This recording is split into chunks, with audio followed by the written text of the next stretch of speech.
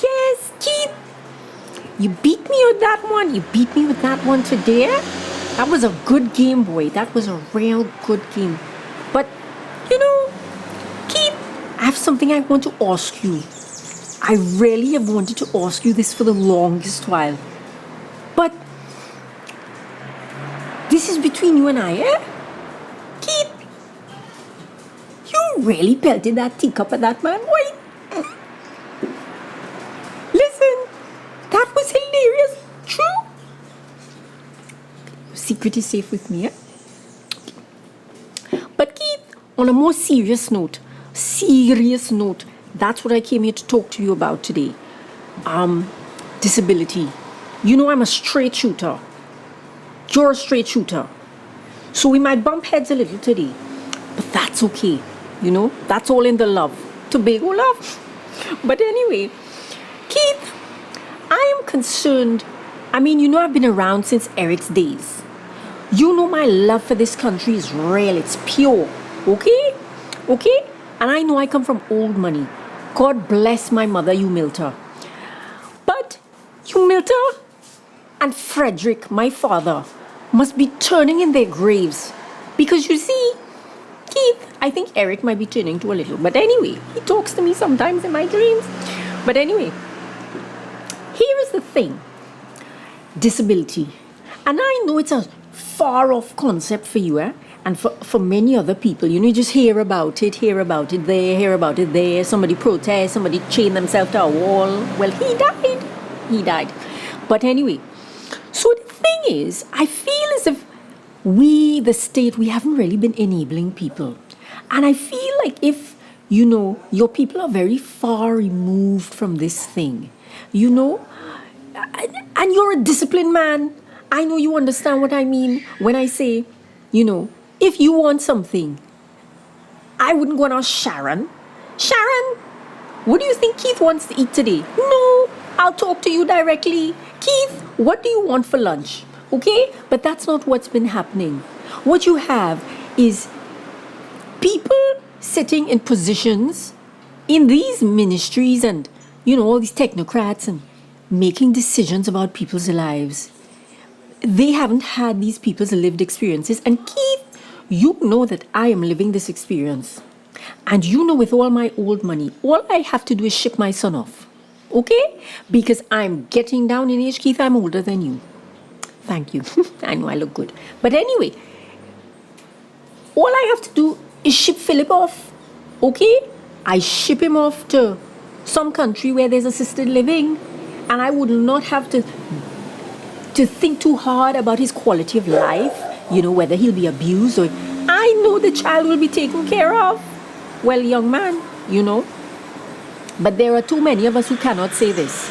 Keith, I sat down going through document after document from the Education Ministry, from the Ministry of Health, Ministry of Planning. I don't like what I'm seeing. I want a meeting with the Law Review Commission. Imagine I sent Faris a text message. Remember that foolishness when he put out his phone number? Well, I already had it. But I sent him a text saying we need to move on legislation for people with disabilities. Because imagine you go to a school to enroll your child and because they have autism, somebody will tell you, I can't take this child, and not giving you a proper reason. Really, at the root of it is just discrimination. Healthcare providers treating you like nonsense when you go into the public healthcare system sometimes. I'm not saying all of them, and I'm not saying all schools and all teachers, but a great majority, Keith. We have to do something about this. Think about the people who have children who will never go to school, and they have to think about, well, when I die, what will happen? People have had to give up jobs to care for their children full time, and their standard of living has dropped. You're talking about engineers, and then you have these foolish technocrats watching an engineer and telling the engineer, well, why don't you go and become a special ed teacher? A special ed teacher and do what? Where are they going to leave the child, Keith? Keith, we're not thinking, we're not acting, we're not enabling. And I have a serious problem with that. And Keith, so God help me, Eric, I talk to Eric all the time. No, I'm not crazy. But listen, I'm telling you today, I'm telling you today, if you do not get serious about this issue, I am going to be pulling my support. Okay? You know me, I'm old money. It doesn't matter to me. I don't want anything. In fact, me giving, okay, to the party is not me asking you for a favor. It's because I expect something in return. And this something I want isn't selfish. This something I want is for other people like me, okay, who don't have the means I have. That's all I want, okay? So that is my ultimatum. As I said, you're a straight shooter, I'm a straight shooter. So what are we going to do? Talk to me, Keith. How are we going to solve this problem? Another golf game to discuss that? Nah, man, Keith, you joking. I want an answer today. All right, 5 p.m. I'll wait for your call. All right, Keith. Is a fact. Strictly facts. And it's that. When we got back to Trinidad, it's been from preschool right through to just before, so I think third standard or third year, we have been abroad. And it's been a struggle to get into school. Everywhere we've gone, every single country we've gone to, the first school or first couple of schools have rejected Rowan outright. One school actually even said they invited us to come for an assessment, kept his psychoed eval in their hand. The vice principal kept the psychoed eval in his hand the entire time that Rowan was at the school for his evaluation. They said that it would take an hour, so Rowan had breakfast and then I had a snack waiting for him. It was 3 hours, and so by the time he comes back, he's tired, he's hungry.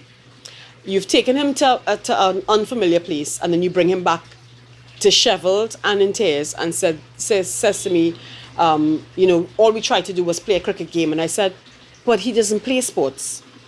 And so in fact, what I thought had happened was the initial assessment went well, and so they just did more and more to see where he would break. And so I became very, very extra protective of assessments. I'm wary and suspicious. It's a different kind of mind. It is probably a little different than yours and mine. It's a different kind of mind. It's an old puzzle if you just try, you'll be all mine. The rainbow scene and a brand new vibe, will be all mine. 4, 3, 2. When we got back here, we tried to get back into school, and all the schools accepted my younger son and didn't accept Rowan. And it was my dad who found the school in as a matter of fact, one of the schools, Rowan was supposed to go into third standard, and one of the schools said they put him into standard 1. And they were going to skip my younger son into standard 1. So the two of them would be in the same class, and I said, that's not going to do any good for my son's psyche. And so I said, no, thank you. And my dad found this special school in Hwinterbottom, which is now defunct. And one very quick assessment, I think half an hour, and she said, he's supposed to be in standard 3. And so he's going to be in standard 3, and she prepared him for SEA. And the fees actually were pretty decent. What was difficult was that as time went on, even though it was a special school, she clearly was losing her grip in terms of not quite understanding autism. Now, some special schools have trained staff, and some special schools are just homes for babysitting, and so I realized there are some things that my son hated to do as any kid, but she didn't quite grasp why. Things like finger painting and actual painting, and because it's not perfect, and finger painting is all mushy, and there are things that people don't understand with regard to the sensory with autistics. So he would have a meltdown and things weren't going well, and that's when I found his aide from before, and she actually would go to school with him every single day. But that was where the expense was, because I had to pay her as a teacher, you know. So that was difficult, and I see where it's really difficult for parents, especially now, and especially when you don't know, because you are of. I was lucky in that I had a Friday off, and I would just drop into the school just unannounced sometimes, or I would volunteer, because I did that all the time. So I would see behaviors, I would see things that weren't right, and realize. Otherwise, I would be clueless as to what was happening. I would say the one that is accommodating to students or children with special needs. You are going to have to, first of all, learn about what autism is, and research in ways in which you can make your classroom more accommodating to students with autism or special needs. So things like understanding the way that a child learns, because obviously every child does not learn the same, and that goes for autistic kids. Not everybody learns the same. So someone could be a visual learner, someone could be a bodily kinesthetic learner, which means that they just have to learn with their hands. So it really is getting down to their level and learning how they learn, and then you could incorporate different lessons based on their needs.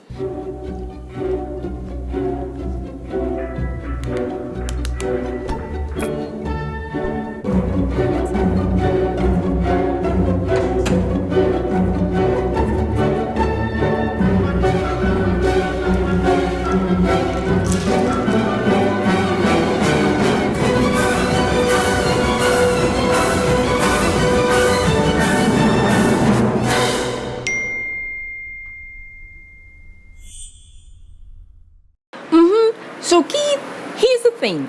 I know you're a very generous tipper sometimes, so I want you to write a check, okay, to this organization I support called Cause and Effect. Yes. The caddy can go and get your checkbook in your car for you. Caddy? Yes. Okay. And hold on a moment, Keith.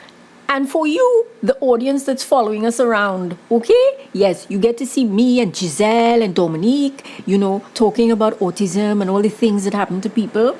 If you want to keep seeing this content, I want you to visit Cause and Effect's social media pages, and I want you to press like, share, subscribe, and make a donation today. Help us to keep, sharing the knowledge, sharing the work, changing perspectives and opinions about disabilities and people with autism. Okay? Yes. So that's it. Go to Cause and Effects pages, like, share, subscribe, and donate. And I will see you soon. Hwinterbottom out. It's a different kind of mind. It